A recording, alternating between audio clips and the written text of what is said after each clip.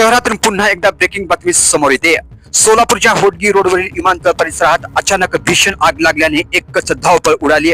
ही आग कोणी लावली की वाळलेल्या गवतामुळे अचानक पेटली हे अद्याप स्पष्ट झालं नाहीये। मात्र शहरात सध्या अवकाळी वाऱ्याचा धुमाकूळ सुरू असल्याने वाळलेली झाडी आणि गवत मोठ्या प्रमाणात पेटण्याची शक्यता वर्तवली जाते।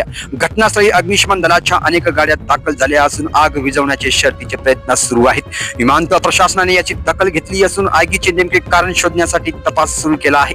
सुदैवाने आतापर्यंत कोणतीही जीवितहानी झाल्याची बातमी नाहीये। मात्र आगीमुळे परिसरात मोठी गर्दी जमली असून प्रशासनाची चांगलीच धावपळ उडाली आहे। अग्निशमन दल सतत पाणी मारतोय। विमानतळ प्रशासन आणि स्थानिक पोलिसही उपस्थित आहेत। अधिक अपडेटसाठी आमच्याशी जोडले रहा। ही बातमी जशी जशी अपडेट होईल तशी आम्ही आपल्यापर्यंत पोहोचवत राहू। सोलापूर विमानतळ परिसरातील आगीबाबत तुमची काय प्रतिक्रिया आहे कमेंट मध्ये नक्की सांगा।